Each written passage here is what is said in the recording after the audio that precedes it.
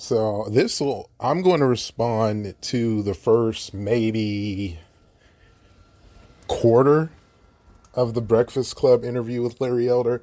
And a lot of people have done it. I'm mostly doing it because other people haven't really said what I've said.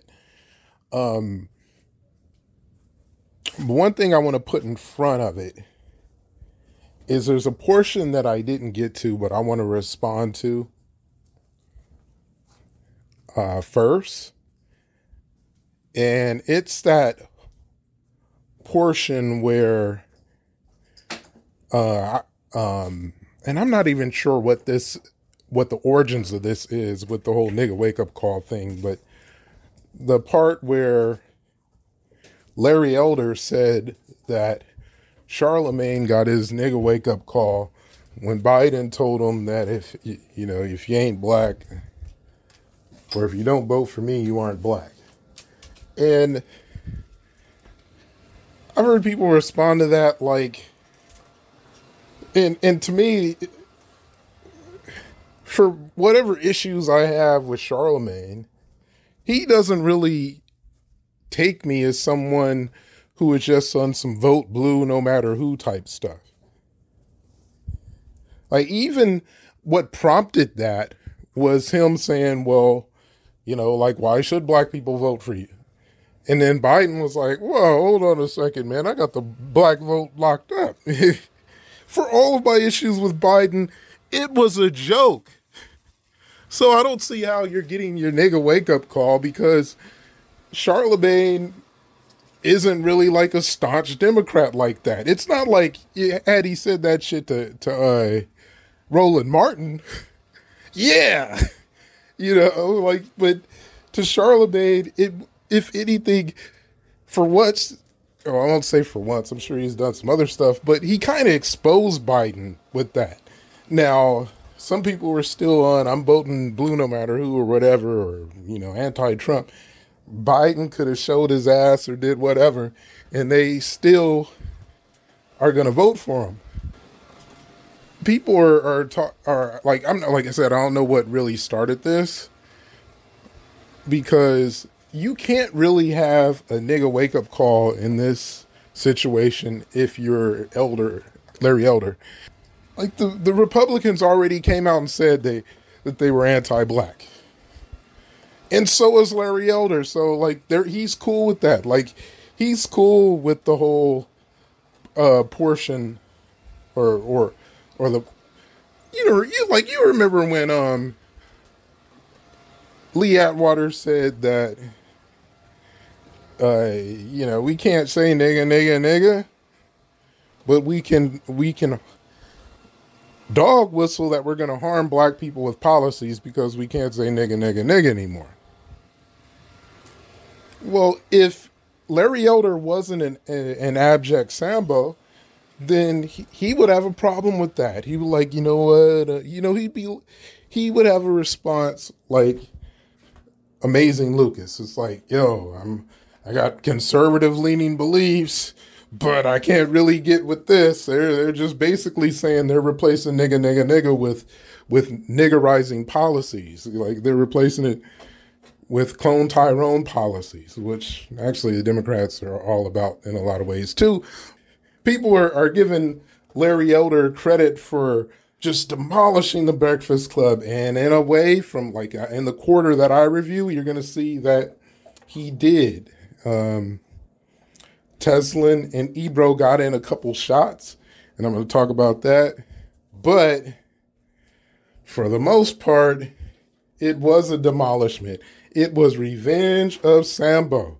And I'm going to talk about why Breakfast Club was so ill-equipped to deal with Sambo. So here we go. But listen to how they're talking about this clown, because this is the key right here. Author, New York Times best-selling list. I've got a star in the Hollywood Walk of Fame. Mm-hmm. Corner of Hollywood and Vine, southeast corner, just saying. Okay. I didn't know you had a star in the Hollywood Walk of Fame. Yeah, about a handful of radio guys do, and I'm one of them. Yeah, I think it's you, Elvis Duran, Howard Stern. Now, that right there is systematic racism. Sambo has a star on the Hollywood Walk of Fame. Yeah, big boy. A guy named Arthur Godfrey. Even Barack Obama once cited him. If you're raised with another Sambo. Let's go. You're 5 times more likely to be poor and commit crime, 9 times more likely to drop out of school, and 20 times more likely to end up in jail. What's happened? In the mid-'60s, with I think the best of intentions, a Democrat named Lyndon Johnson launched what he called the War on Poverty. And since then, we have incentivized women to marry the government and incentivized men to... Now, the big thing he's leaving out with this typical Republican spill is there was a humongous racial wealth gap before all of this went down. And this is important, since this has gone down, like since you've had he's leaving out another big thing, but since it's gone down, it's not like the racial wealth gap quadrupled because the black family was rocked. It's about where it was in the 60s right now, maybe a little worse.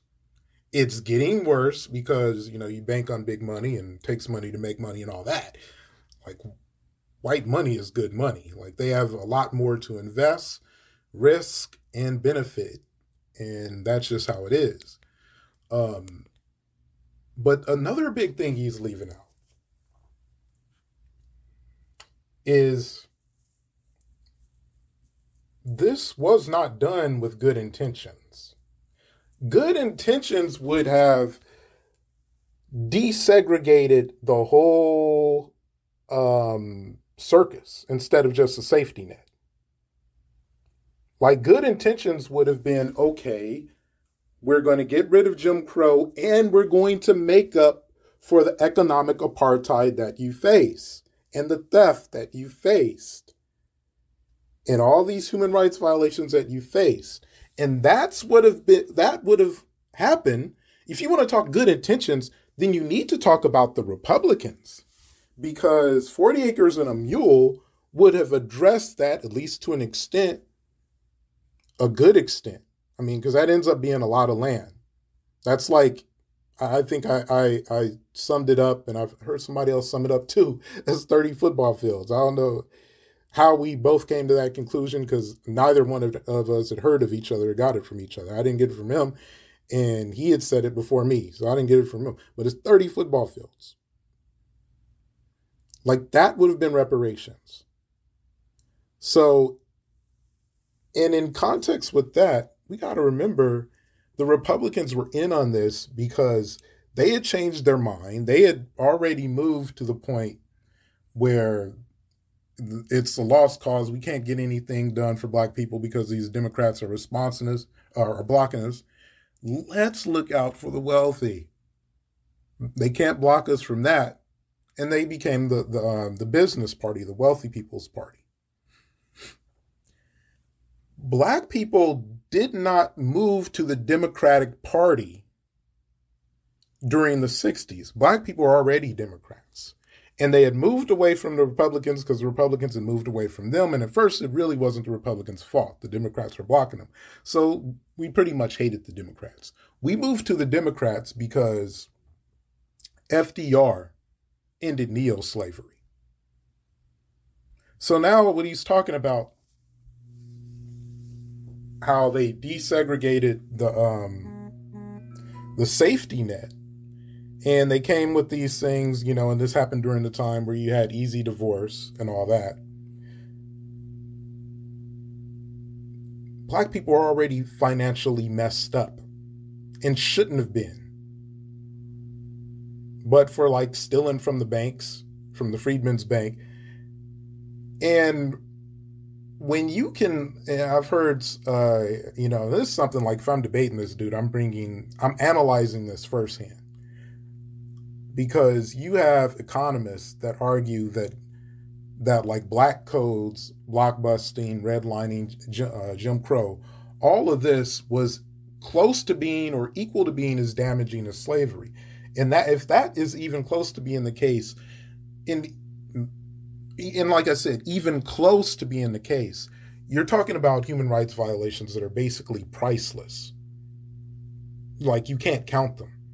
And you can arguably say that you can't count them during slavery, because you cannot put a price on on life over and over again without justice.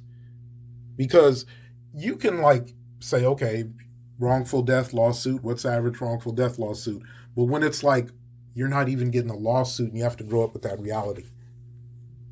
Like you can just get raped at any time, you have to grow up with that reality. It starts to be a number that's independent of actual anything that the U.S. could pay. So, like I've said before, reparations is a settlement. That is where the Breakfast Club needs to go. From there, they don't. They let them go on with this spill, unchecked. Their financial and moral responsibility. You know, when I say this to people, the pushback I get is, well, there are lots of things that are going on, systemic racism, poverty. Here's the problem. If you look at a young black male aged 10 to 43, that's young to me because I'm 71 years old. A young black man in that demo is 13 times more likely to be murdered than a young white man, same demo.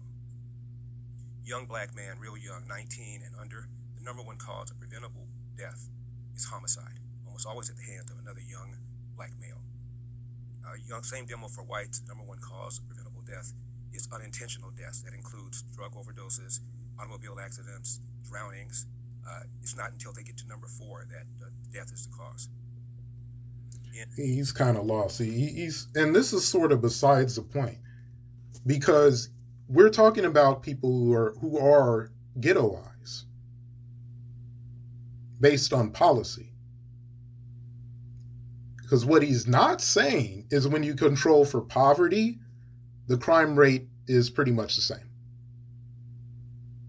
So he just talked over, well, they say poverty is an issue. Then he moves it to things that happen when you're in poverty. I showed a little of this with the video game Kingdom Come Deliverance, where you had basically a bunch of criminals sitting around playing dice, rapping. Now, if you want to say somebody invented rap before African Americans, you know, that the jingles that they used to say back in medieval times would probably make a better case than Jamaicans and Puerto Ricans, because so much of that culture is similar, like the medieval broke culture, especially the way they cling to Jesus, and they're rapping about hoes, like singing, rapping. Like that's like a I don't think it's a short or just a short video, but it's a video I had up. That part in the video game, and that part didn't even show like just how hood the game is. No black people at all. But you had people who had just been conquered and Christianized by the Holy Roman Empire, and now it starts off, you're at war. Welcome to Europe. Like, you need a magnifying glass to really see the list on Wikipedia of all the wars that went down in Europe. Like, you can, it takes a while to scroll through the list. You would have to shrink it out and pan it out and then put a magnifying glass, and it's just war after war after war after war after war after war after war. But he's pathologizing the descendants of slavery and economic apartheid. That's the problem. You guys turn up too much when you're male and young. Granted, white people are dying from drug overdoses, but you're turning up too much. In America, 60% of the shootings, the robberies, and the homicides are committed by black people, often against... People who have actually looked up some of this stuff, like Amazing Lucas, this isn't even true. Like, he's basically coaxing the numbers. 60% of the shootings, maybe if you control for an age group and a gender. But if you just go flat shootings in the U.S., that's not true. Black people.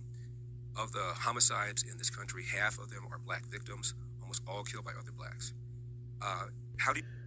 And this is another one that I think, I forgot, maybe it was, I think Amazing Lucas went through this too. Like, a lot of this was just not true. explain that if it isn't for the absence of fathers? Are you prepared to say black people are just genetically inclined? And then that's also another one that, Mays and Lucas kind of checked that. It's what you have is, if we're going to be frank, you do have an absence of fathers, but it's not in the way he's describing. You have an absence of fathers in the way that Osei Frimpong describes. Is you have a lot of people who have both parents. They might even live with their parents, but it's not counted as such because, one of them might be on the county.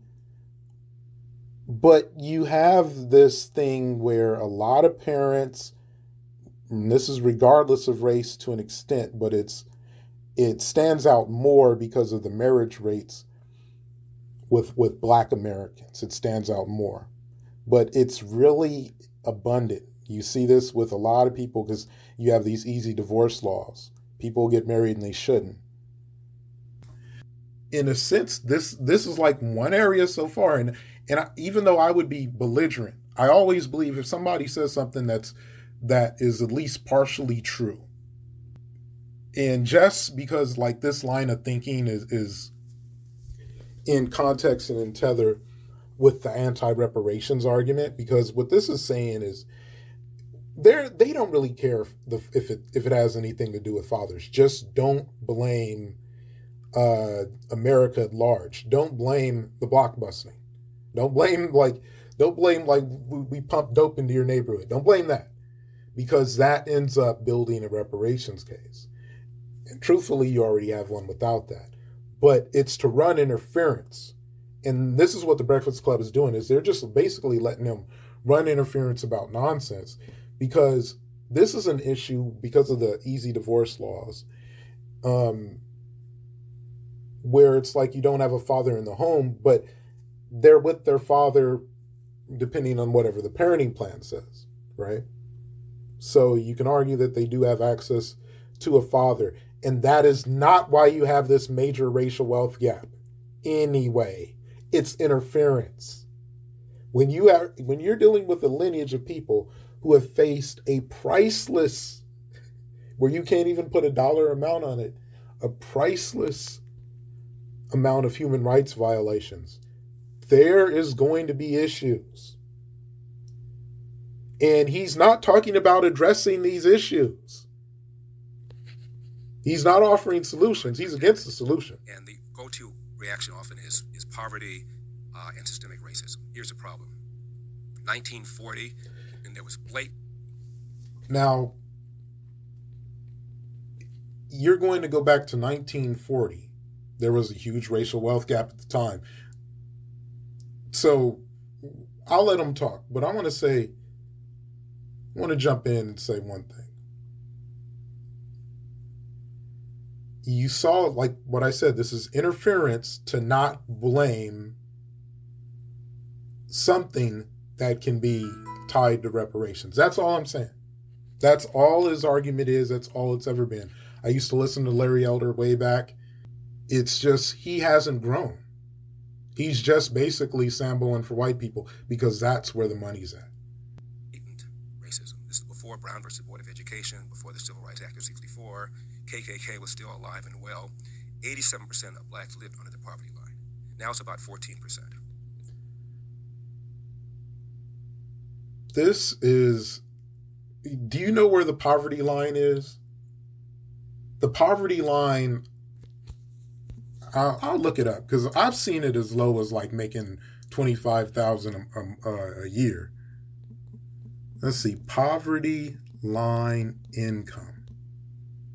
2022 for one individual, it's $14,000 a year.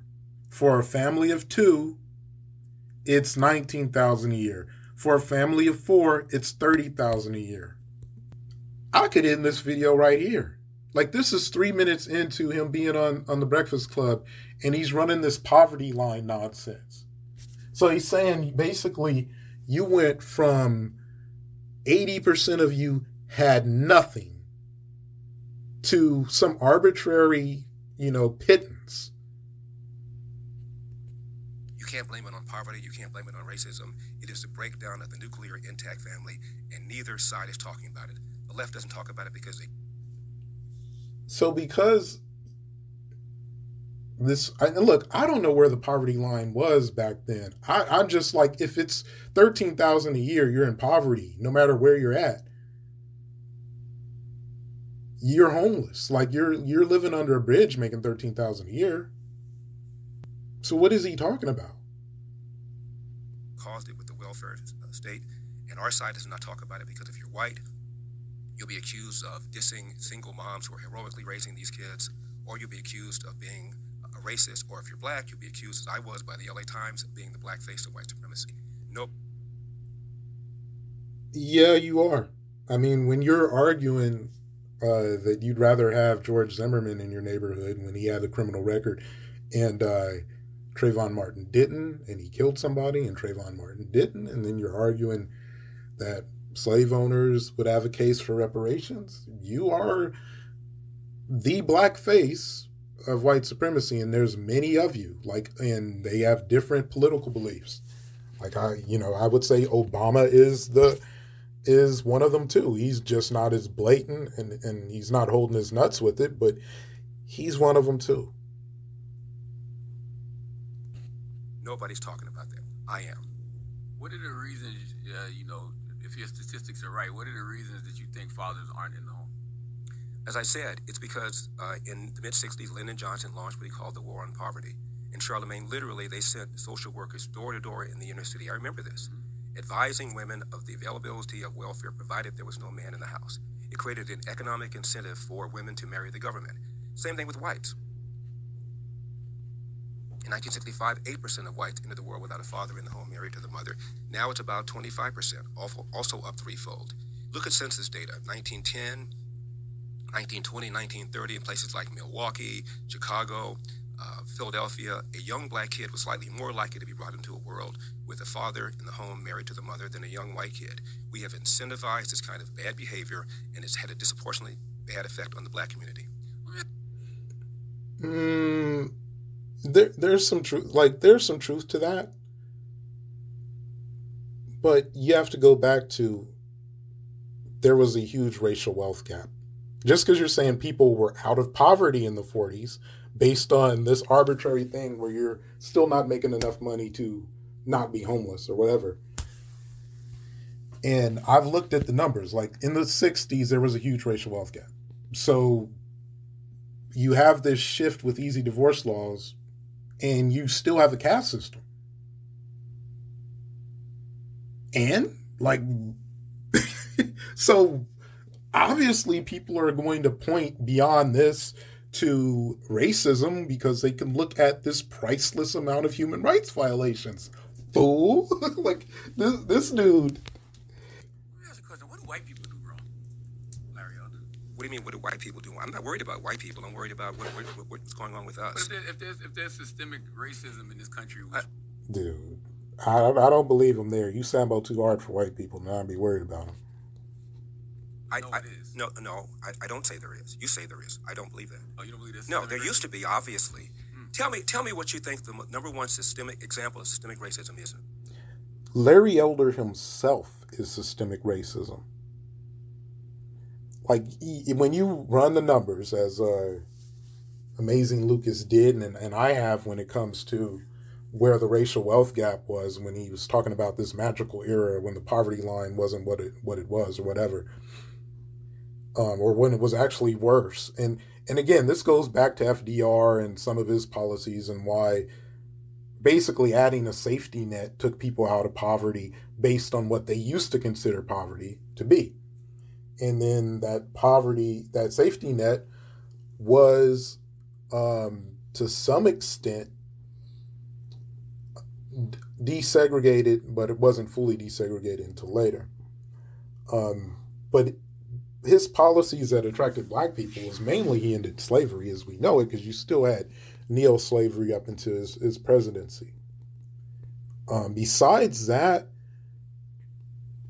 the Democratic Party was reaching out to being the party of the poor, and that may have played a part in it, although I really don't see much of the benefits from the Democratic Party beyond ending neo-slavery. Oh man, there's so many. Just give me the most important one, you think? But at the top of mind, I'll probably maybe say mass incarceration. Maybe. Really? Now, I would have said, like, if you're going to go top of my mind, it should be the person across from you. The amount of black people that are actively trying to get in the way of progress and power, that's it. Because if you really listen to Larry Elder, he makes a case for reparations. Systematic racism up until a certain point, you're in poverty. Now you're out of poverty based on this pissant poverty line, which really means you're homeless and in poverty still, right? So where is the government to move on that?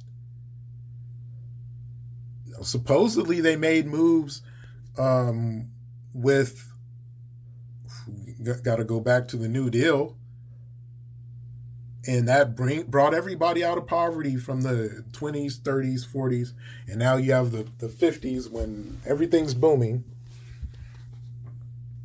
Okay. We're going to shorten the discussion of that. So, but mass incarceration, Great Depression, dude, and even then, if you're going to say that, no, it should be the racial wealth gap. It should be all of this that's happened without reparations. He should be moving to reparations. Now, if you want to talk mass incarceration, yeah, if you're pumping dope in people's neighborhoods and you're locking them up for that, and you've got different flexes for what type of cocaine and different, I guess, sentences people are doing, to sum that up, then yeah, you could call that. But I mean, why even call it systematic? If it's systematic or systemic, then it's just part of something else. Well, Larry Elder, being the Sambo in the equation, is part of a system. Because Sambo, just like if you were to play Shogun Total War, you employ ninjas and shinobis to like riot, start, dissent. Ninjas are assassinations. And the geisha girls are like when you can't do a regular assassination. When you have to poison somebody. Well, in our life today, they employ Sambo. And of black adults who were unemployed, you didn't have this kind of mass incarceration. It's the breakdown of the family.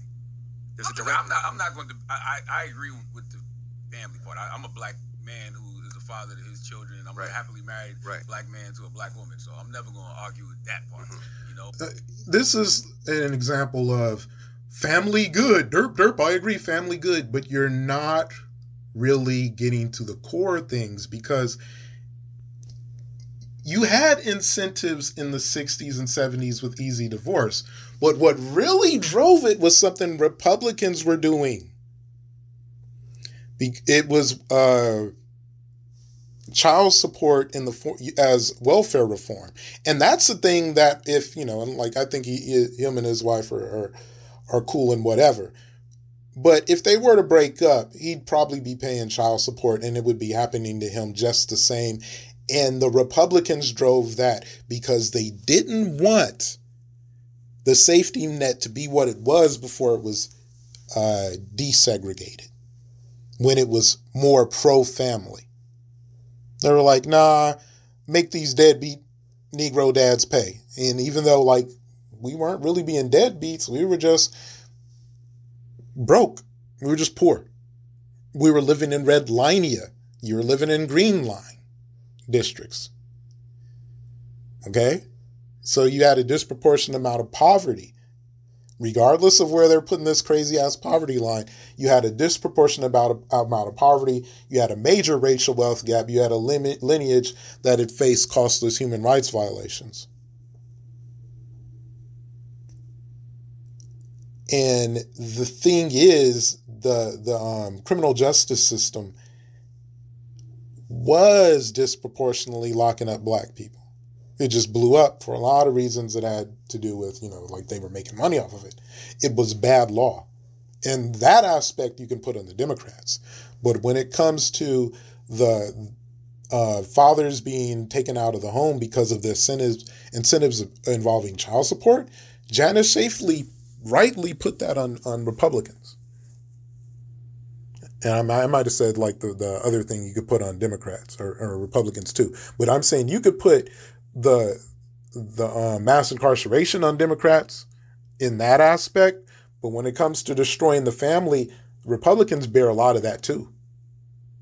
A good portion of it. Because that was the thing that drove it home hard and is driving it right now. It's child support. But I'm of the belief if you want a solution, you got to stop blaming party. Because both parties are dirty anyway in a two-party system.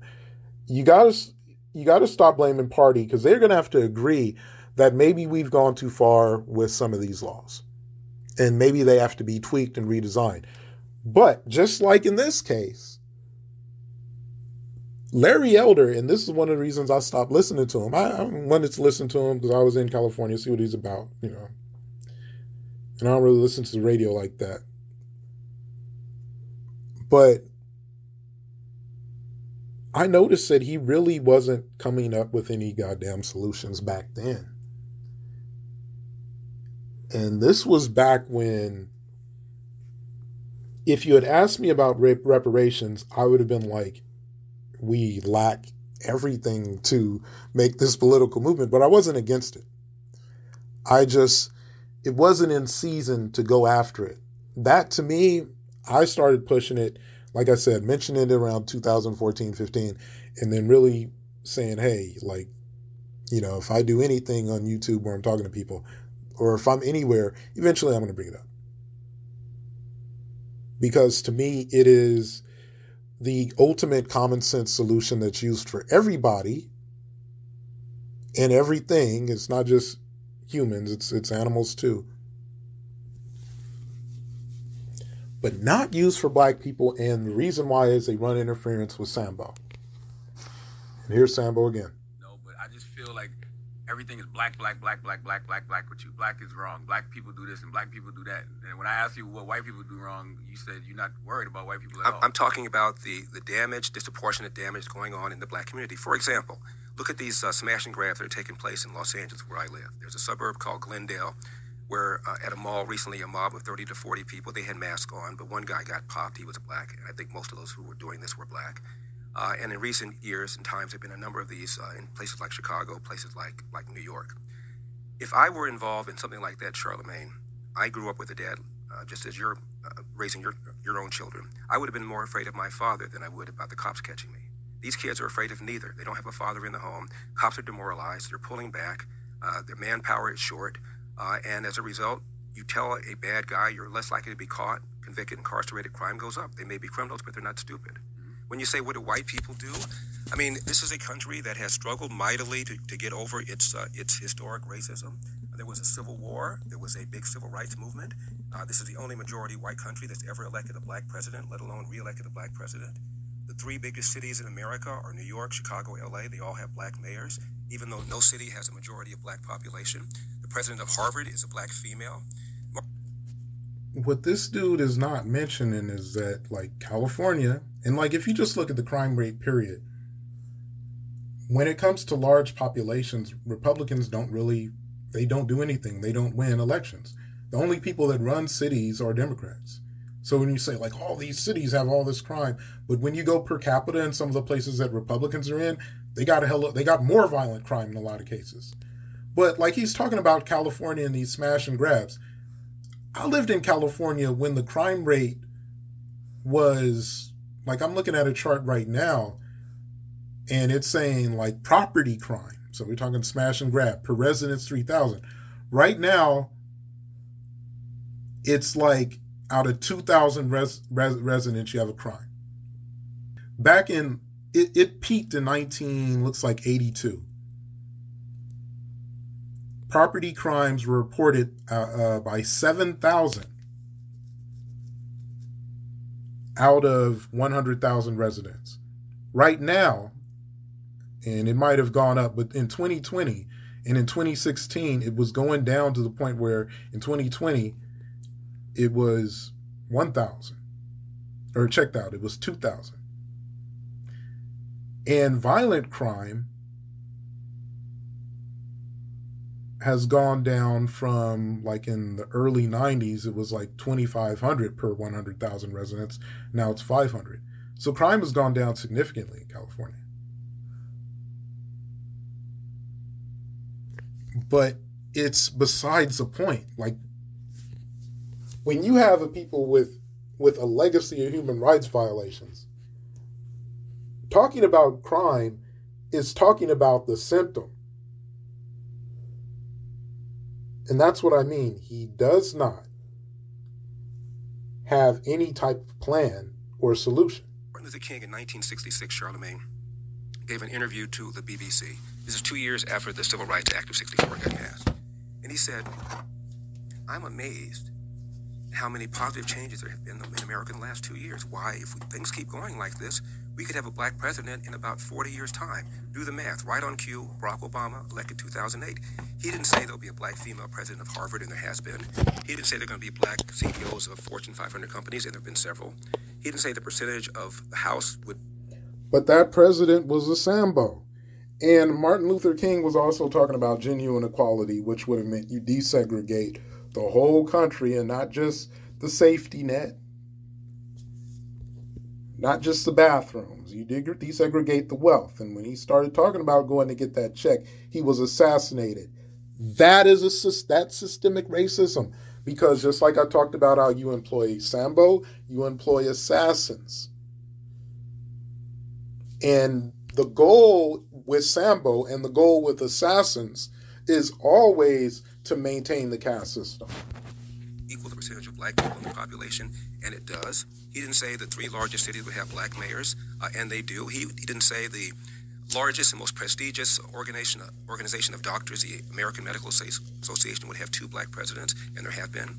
He didn't say the most prestigious organization of lawyers, the American Bar Association, would have 2 black presidents, and they have. He said president, meaning at that point, I can feel that I've reached the mountaintop, which is the speech he gave right before he got assassinated, the day before. And now we act as if Barack Obama never even got elected. And we're still talking about systemic racism. It's not fair. It's wrong. He said a black president, not Sambo. Like, let's be clear. Let's be clear. MLK was not thinking in his head that we're going to have a sellout as a black president when he said that. He was saying we would be less racist to the point where we could have a black president. That, having quote unquote a black president, was it a black president who was pushing black empowerment?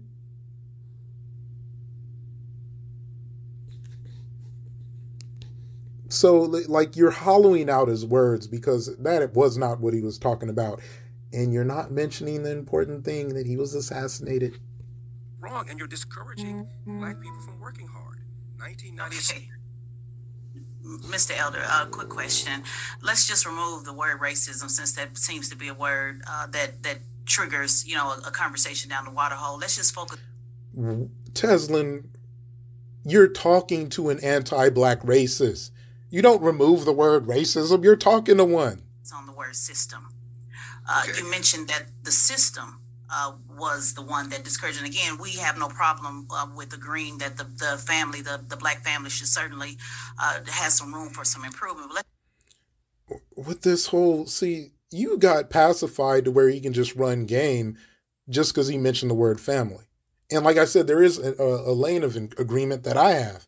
But as you can see, there's a lot of things that he's just not saying, like about child support.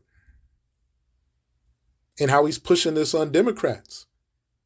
And if you're like, but I'm let her, because I kind of like where she's going. We're not going to go down that water. We're not going to go down that water hole. Let's get to the question. So the question is, you said that the system encouraged black women to be single mothers, correct? I said the welfare state, yes. The welfare, the system. So who's in charge of the system? Who was in charge of the system? Well, it was Democrats that passed it. And who were Democrats? Were they black or white at that time? Well, at the time, majority of black people were Democrats, as the majority of black No, people are Democrats now. not the voters. I'm talking about the system. Remember, the main idea is the word system. Who was in charge of the system at the time? The Democrats at the time. The system. I'm just going to Charlamagne's point about white or black. Was it white Democrats in charge of the system or black Democrats in charge of the system? Well, if you're prepared to say that Lyndon Johnson did this viciously with an intent to destroy the black family, I disagree. He did it with the best of intentions. This is the thing. It's not necessarily that he did it with the intention to destroy the black family. He just was not, he was doing it as a deflection away from black empowerment. Because at the time, this would not have hurt black people as bad if you didn't have the racial wealth gap.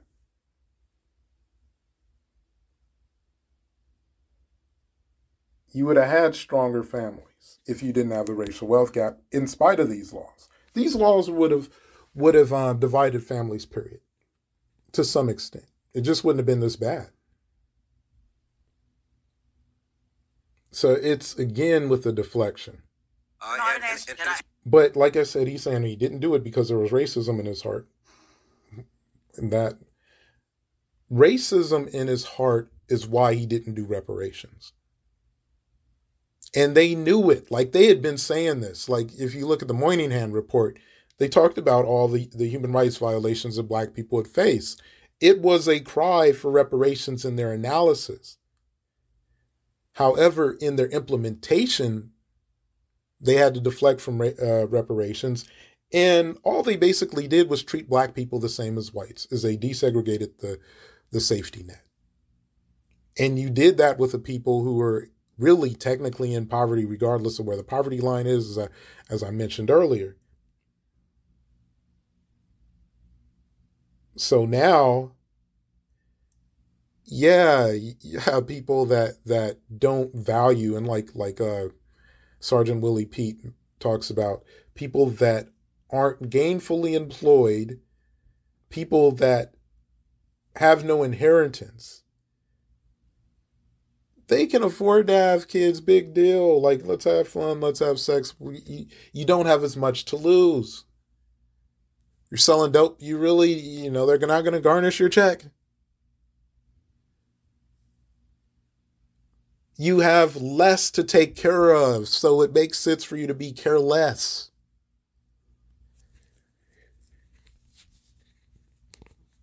And that's where it was at right there. And if you look at the New York Times, which is left wing, the Washington Post, which is left wing, they cheered all of this. Right, and what I'm asking was, it white people? So I'm going to. Well, to some extent, yes, because you had, it makes sense to not make someone a prisoner, and alimony and in child support flat. The idea isn't the problem; it's the way it was implemented. So yeah, liberal or not, like I've heard even. Like Dennis Prager said that a lot of this made sense because the old rabbis used to say that women were mistreated because they were locked into bad marriages. So yeah, left, right, and then kind of made sense. And this wasn't something that was completely done party line anyway. Like desegregating, like this was something. Matter of fact, Republicans will brag that they disproportionately, they were just out of power at the time, but they disproportionately voted to end segregation. And there's nothing wrong with ending segregation. In a lot of ways, there's nothing wrong with the notion of child support, alimony, and all of that. It's just you did this with a caste system, and it hurt the bottom caste more. So this is why I don't get caught up in the whole systemic thing, because everything's part of a system. And yeah, it makes more sense to me focus on racism, because if it wasn't for racism, it wouldn't have just been, okay, we're going to desegregate. We're going to desegregate and we're going to repair the damages. That would have been the plan. And had you done that, then it wouldn't have hit a bottom caste like they were bottom caste. Because there's nothing inherently messed up about black people when you control for poverty, etc. Like it's When you control for poverty, the crime rate is pretty much the same. Now, I don't know about like marriage rates and all that, but I know that people who have more to lose are more likely to want a they're going to wait until they have someone that they think isn't going to take them to the ringer. And a lot of times they fail because there's more incentive to take them to the ringer. But then maybe, okay, I found like Neo talks about a girl who has her own thing. You find the power couple, and maybe, Charlemagne pulled that off. But that's what I mean. This flat agreement with family, it ends up being, and I say this to like all my Black conservative friends and people, it ends up being a like a charm spell. Because once they get that little bit of agreement, they're running bullshit in front of it and in the back. And that's what Larry Elder does from, like, I've heard some of this, and it's a constant stream of misinformation, practically, mixed in with charm spells. And, the Breakfast Club, it's not really their lane. Because they aren't grounded in a purpose. Like, they haven't mentioned reparations once. You want to talk about systemic racism, where's the checks? Because I can show you reparations for people coming out of the Ukraine as refugees and Afghan refugees. And I can show you that when the Haitian refugees showed up, they were shown the whip and the plane ticket. That seems to be racism to me. I mean, I can show you reparations for the Native American, for the Japanese, for white Americans, for Western Europe. I can show you reparations for animals if we want to talk about like wildlife bills. So yeah, this is not just racism. This is specifically anti-Black racism, even to the point where you get a president and he turns out to be a goddamn Sambo. I'm going to ask again in case my mic's not coming through clearly. Was it white people in charge of the system or Black people in charge of that system that helped break down the Black family? It's a simple yes, just a simple question, white or Black? Well, you didn't have to go on welfare unless you voluntarily chose to go on welfare. The inducement was put there by They didn't break down a system. They desegregated something. It was already broken down beforehand. She is so out of her lane because she's basically dealing with his warped framework.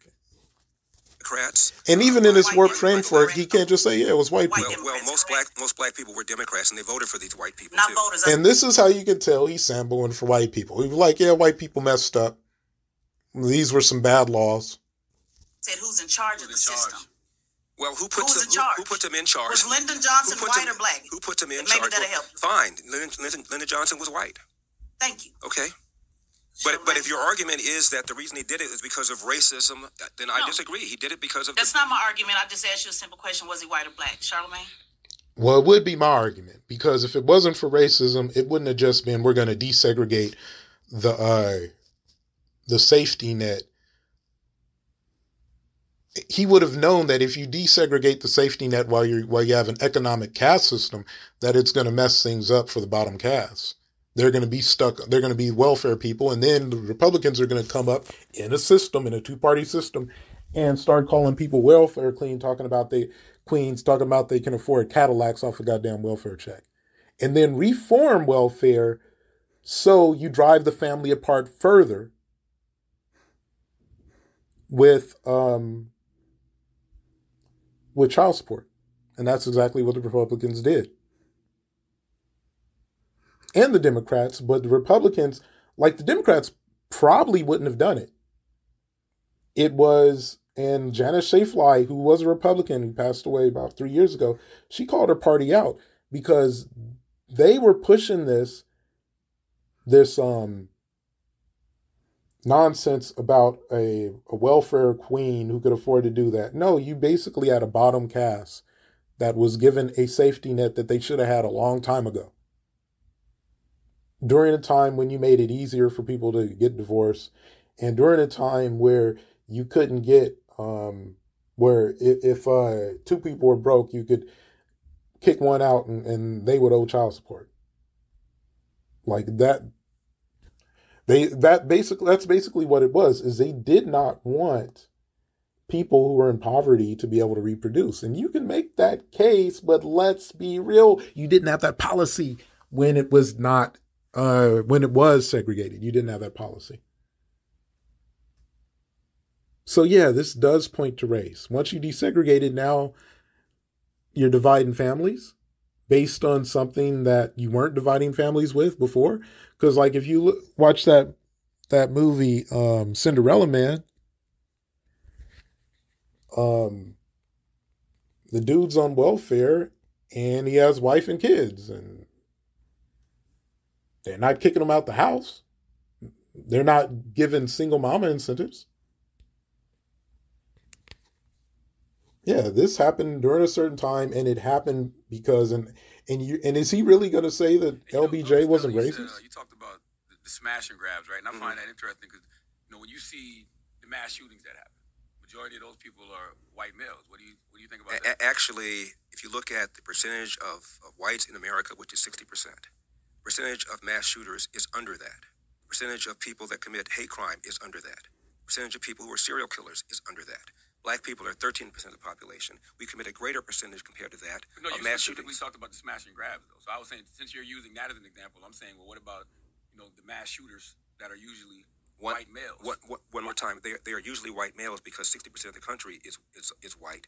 However, they underrepresent in terms of the number of mass shootings.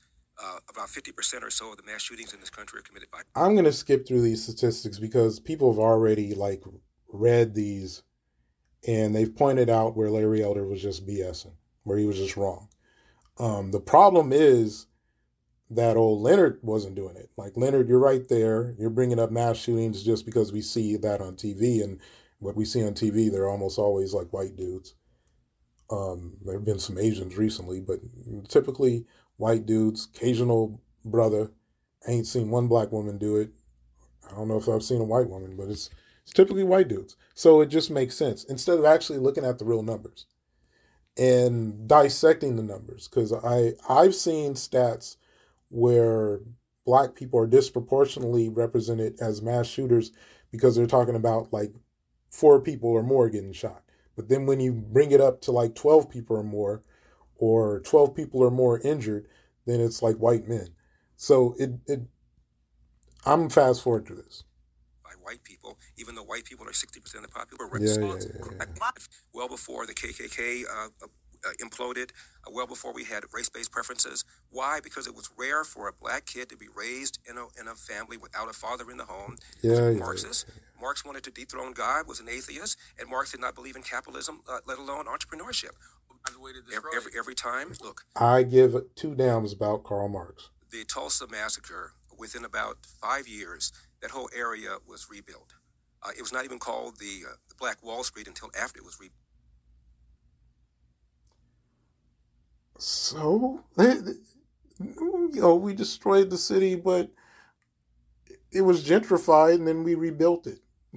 This is... It was rebuilt, by the way, by black people without one dime of government money. Yeah, who destroyed it to begin with? It was racists who destroyed it. No question about it. We've had race riots, but so have Japanese. So you do agree that there's... So you've got other examples where places were flooded, frauded, and they weren't able to rebuild. And I don't know. I don't know the history of this, right? I don't really trust anything that Larry Elder says.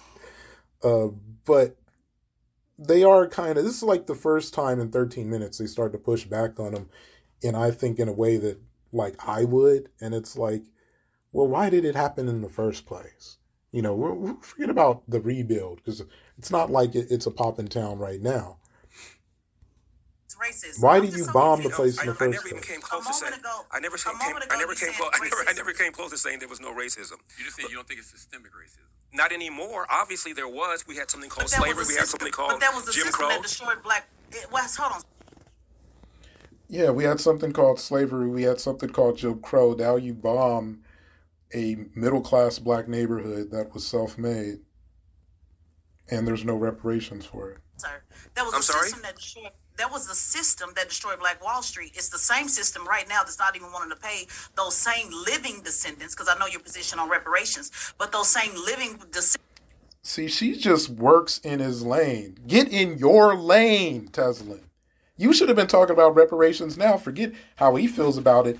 But I gotta say, this is a good question. You just need to ask it in your lane. You should have been saying, yes, systemic racism occurs. You could add this example. Like, reparations should be the first thing. Because if it wasn't for systemic racism, we'd be swimming in reparations. Instead, we're swimming in Sambos. Descendants of Black Wall Street. Okay. And then you move, and then you go on to say that the system, the quote unquote system, is also trying to destroy President Trump. So I'm just so confused on, do you believe that the system can destroy or not? You pick and choose, sir, and that's what's so confusing. I'm with you right there again, Tesla. That is some hypocrisy. If the system can destroy President Trump, then it can definitely maintain a caste system. But you need to phrase it like that. But that was smart. 14 minutes in, you could say he whooped on these, but you could say the Sambo won. But goddamn, they got a jab in right there, 14-15. How you gonna say the system destroyed Trump? You just said it wasn't racism. Now it is racism. When it was time to build it back, there was no racism. I said it wasn't systemic racism. Let's talk about. So what are you just hung up on the word system? Can I just make this point, Charlamagne, please? Let's take Chinese Americans. Chinese Americans were the first ethnic group to be excluded with an Immigration Act in the late 1800s. They had riots against Chinese in L.A., in San Francisco. There were laws that prevented Chinese Americans from participating in the laundry business. I'm in California. California, of course, rounded up Japanese Americans during World War II. There were laws that prevented Japanese Americans from owning farmland. The average Japanese American household has a higher per capita income than the average white household. The average Chinese American. If that's the case, and I think it is, why do they have so much less wealth than white people? You know, what happened with this whole meritocracy thing? And I've brought this up before, where do Chinese people live? Like, they live in an area where you have to make that type of money. Where do Chinese people come from? Like, what immigrants do we allow over here? Aren't they typically bilingual? Aren't they typically college educated? Now, some of them in the past weren't, and they did run into some racism. But why are you deflecting to them from Black Wall Street? Because we just gave you an example of people who had become middle class, and they're facing bombings. And it's not just Black Wall Street. You have Oscarville and Slocum. You have, there was another place in Texas that I didn't even know about where they just executed, like that Sergeant Willie Pete brought up. You got Ocoee, Rosewood. Come on now. Come on. And I think Chinese, I'd have to look it up, but I think Chinese got reparations for the riot, but I'd have to look it up. American household has a higher per capita income than the average white household. How does that happen? It happens because of a strong belief in family. It is rare for a Chinese American or a Japanese American kid to have a child outside of wedlock, and a strong belief in education. So baby mama drama is that powerful, but not the system that can take down Donald Trump. And a strong belief in entrepreneurship. These are the kinds of qualities that make people successful. You can't blame everything on having a fatherless family, right? Because I didn't say blaming everything. I know, but that's what you're saying. You're saying a strong community. No, you said that's what I just said. I didn't say that. You talk about the Asian community. Asian community, is easy for them to get loans for entrepreneurships. It's easy for them to get loans for houses. You look at our community. Okay. If you really want to talk about our community, right? You look at the schools in our community. Some of our schools are the worst, right? Would you agree with that? Yes or no? Absolutely. Which is why. What is Envy talking about? The Breakfast Club. Community. You're in Redlinia, man. You don't have a community. Envy, the issues that this dude is facing, like maybe he identifies with the poverty. I don't get it. Like, aren't you somewhat middle class, Envy? Like, why are you talking about Redlinia like you know the place? Yeah, Redlinians can't get loans. Okay. Which is why one of the reasons I'm running for president is for school choice. Also, would you say that is in our community it's also in our communities heavy food deserts. There's nothing but fast food places that are just killing and destroying that. Would you say that's true? Get them. And that goes back to the wealth gap. If people can't afford to like keep a restaurant that sells good food up. Accused Citicorp of engaging in racism. Citicorp said, no, it's not racism. You have poor credit scores, and we want to make sure we get our money back. Obama joined a bunch of other lawyers, and they sued Citicorp in a class action lawsuit. And Citicorp said, okay, to hell with it. Gave them all loans. They followed them all up. Daily Caller did a few years later. Almost all of them lost their homes. Several of them filed for bankruptcy. One of them even said, when you don't qualify for a loan, maybe we shouldn't get a loan. Well, duh. It wasn't true that black people were not getting loans. Plus, there are all sorts of black-owned community banks around the country. This is why you got to check everything. Like Kid Gravity went through this part, and he also got it wrong. Like earlier, he said like this happened in the '60s, and this is Obama. But I'm gonna fast forward through this because basically he's just again BSing. There were findings of discrimination all throughout that era of subprime lending, but again, you're desegregating the financial system, but you're not desegregating the actual money behind it. The finances in the financial system. And that's going to cause problems, which it did. And that's going to cause, like if you have a lineage that has faced a priceless tax of human rights violations, and they're probably going to have lower credit than someone who just came to this country after winning like a immigration lottery. Because if you look at like how much money the typical average Chinese person makes, it's less than African Americans with all these quote unquote poverty problems. If you go by typical everyday Chinese income and not talk about the type of people that we bring to this country.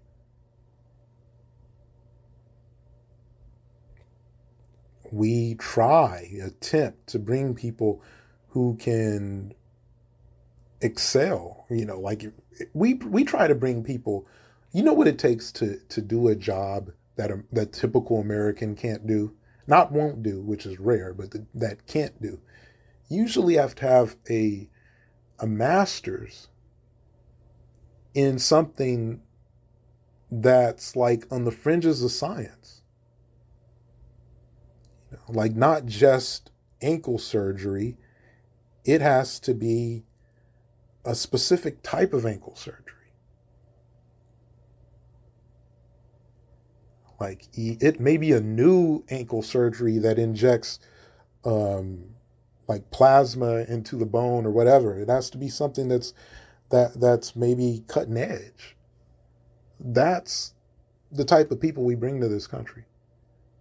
And then they have kids here. They have a lot to lose. They can't just go out and bing, bing, bing. Yeah, they're going to try to double down on power couple a lot harder than someone who's living in Redlinia. That should just be common sense. The country, and but again, he's deflecting no solution. When you apply for a loan at a community bank was even higher because they had less capital and they couldn't afford to loan money to risky people. It is just not the case. Yeah, I'm fast forwarding through this because this wasn't even true. Often live below their means. They save more even when they're making the same amount of money than black people do. And black people typically, at least based on that, black Americans, I'm not going to say black people because we're just going by black Americans based on Duke's what we get wrong about closing the racial wealth gap. With all these family problems, still save more money than white people. I mean, when you deal with Larry Elder, it's just a constant stream of misinformation. You have poor credit score, you're not going to get a loan. Period. End of statement. Why not? Why do you have poor credit scores when you already save more money than white people? It's because you start off wrong. So any false move and you can't recover from it because you have no inheritance. Or it takes you forever to recover from it. And in the process of recovering, you have bad credit.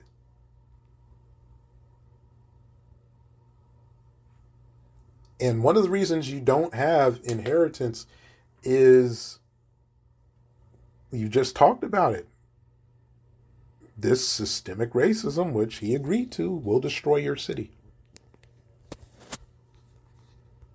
Even the head of Urban League, a black man once said that if you have poor credit score, you're not going to get a loan. Mark Morial is also a Sambo. Sir, yes. let's just, okay. When you were talking about crime, you weren't prepared to talk about disproportion. You talked about how it was more black people that was doing it, and then you talked about how we're the smaller, of the population.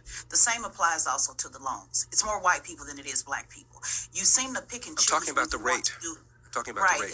Whatever it is, the bottom line is it's more white people than it is black people. And so if more black people are not getting loans disproportionately, it seems you'd only want to apply the disproportion to the conversation when it benefits your talking point. I'm not sure you understood. Which is why they say. I'm not sure you understood. No, I understood. I'm not sure you understood my point. That's why I mentioned in 1995 when 186 black people who were not getting loans filed a class action lawsuit claiming that they were denied the loan because of racism. Citicorp said, okay, here are your loans. The reason I wasn't giving you the loans is because we're afraid you weren't going to be able to pay them back. I'm not talking about Fast this, forward, sir. they weren't able to pay them back, which proves Sir, the Citicorp I'm not talking point. about that. I'm not talking about I know that. you're I'm not. talking about your Because response. This is another thing I don't like.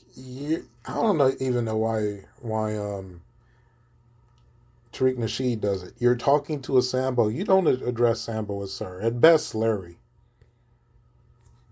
But they've already pumped him up for having a Hollywood star. So who knows? I'm talking about your response to Envy when you said more white people get approved for loans. Since you like numbers, Washington Post said black Americans have the highest denial rates for purchase and refinance of loans, according to Home Mortgage Disclosures Act. Because of their credit black, score. And all credit scores are the same. 15% of Hispanic loan applicants were denied, compared with about 11% of white and 10% of... So they're controlling for... so this is the power of having a source. Because you can say it controls for credit scores. So I'm interested in how this goes. Applicants with same credit scores. And that's Washington Post, since you love numbers so much, and I know you do love numbers. That's coming from the Washington Post. That's 2023, not 1995. I can show you a study that says the opposite. Let me ask you a question. Donald Trump, Rudy Giuliani. Okay. Credit to DJ Envy. And I've heard studies like that in the past. It wasn't 2023. Yeah. Same resume, same qualifications, black sounding name. And I think I might have heard some that was similar to the whole thing about getting loans when you have the same credit score. But either way, that is like we're 20 minutes in, 20 minutes and 12 seconds in. And that's the first time they really brought a source to the equation. And they still haven't checked, to my knowledge, they haven't checked any of Elder sources. And he's had a bunch of them that Amazing Lucas, Kid Gravity, and Mr. Shame, Blame, and Explain, like they've checked. So, yeah, 20 minutes in. I might do this in 20-minute chunks. It's going to make for a long video. Let me see where I'm at right now in the recording. Nobody said if you have a father, you won't go to jail. Nobody said if you didn't have a father, you were going to jail. My father never. But guess what you did say, Mr. Elder? I'm sorry, respectfully. May I answer his question? Guess what you did say? May I answer his question? Let him finish his statement, Ted. Okay. My father never knew his biological father. He got thrown out of the house when he was 13 years old. 8th grade dropout. Jim Crow. I'm going to respond to this, and then I'm going to end it. South Athens, Georgia. Fast forward, my dad cleaned toilets, 2 full-time jobs cleaning toilets when I was growing up. Went to night school to get his GED, and then after that, he went to night school to learn how to operate a small restaurant. Age of 47, my dad saves his nickels and dimes from his job, starts a small restaurant near downtown LA. Fast forward, he retires in his 80s. He owned that restaurant. He owned property next door, plus the house that's still in our family. Not too shabby for somebody who did not know his biological father. It's not a death sentence. You still have choices. It's just much, much more difficult to raise a child on your own. Even Tupac Shakur said, I know for a fact, Tupac, excuse me. I know for a fact, had I had a father, I would have been more confident. I would have been more disciplined. End of quote. Well, how did all those white men end up in jail when they still had fathers? The Trumps and the Giuliani. I'm just asking the question. How did they end up in jail? Because some people commit crimes. No, sir. Stop. My apologies for interrupting you earlier. I just couldn't stomach the answer that I knew you were going to say. Stomach the answer? Yeah, I couldn't stomach because your actual answer to Trump being what was happening to him with the indictments, you actually said that the system was doing it. You said there was a two-tier system. This is your words. That's right. It was a two-tier system. So when it came to Trump, all of a sudden you now believe in this systematic thing that's happening to Trump. But then when it happens to black people, it's not about race. It's not about. I'm going to pause it there. I think that's a good place. And I think like she's double downing on the one good point she's made. I would still say, because they'd let him gish gallop and blab and not check him, that if this was a debate, and I don't even really see this as a debate, because they don't really have any position. Like, gotcha moments, that seems to be what you get with the entire Breakfast Club. A few gotchas. And this is an hour-long broadcast. I'm 20 minutes in. A few gotchas, and you have to, like, when you're dealing with white supremacists, because they have to warp reality to make their arguments. Because if you're really on your square, then it's reparations. Otherwise, everyone from the Marxists to the super capitalists are going to take you around in circles on their own little special roller coaster. If you don't have a political agenda, don't talk politics. And if it's not reparations, then you're really out of touch with reality. Because that's where it's at. Like, what are you talking about? Clarify. Run the numbers and it's reparations or caste system, period. And because they aren't, like, even then, like, he talked about how his father was successful. His father raised Sambo. So ultimately he wasn't successful. And I would argue that had his father gotten reparations, instead of having a restaurant and a house, he would have had houses and restaurants. He'd had a chain. And he would have looked at that. And Larry would have looked at that. And they would have said, you know what? And this is where I would agree with Larry. You know, we got blah, blah, blah to close the racial wealth gap. Back then, it probably would have been like $500 billion, maybe $1 trillion. I don't know. It would have been a lot easier.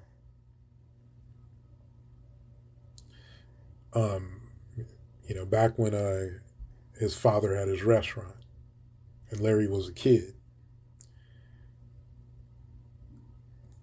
But Larry could have made the argument he's making that you cannot blame systemic racism because the legacy that it left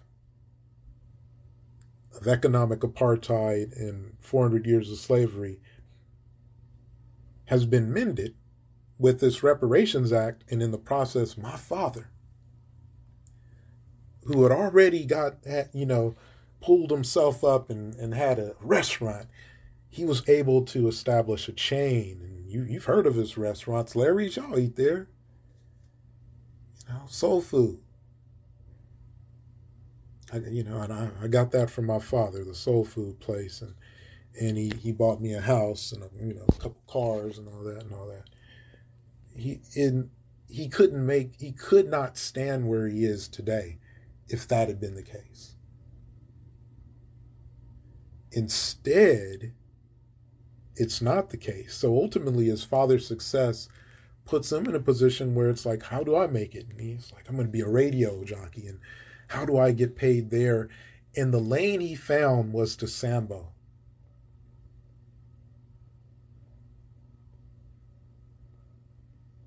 And that, I would argue, the way that he became a Sambo and the purpose of him being a Sambo, the way he became an anti-black racist who would say what he said about George Zimmerman and Trayvon Martin, I'd argue that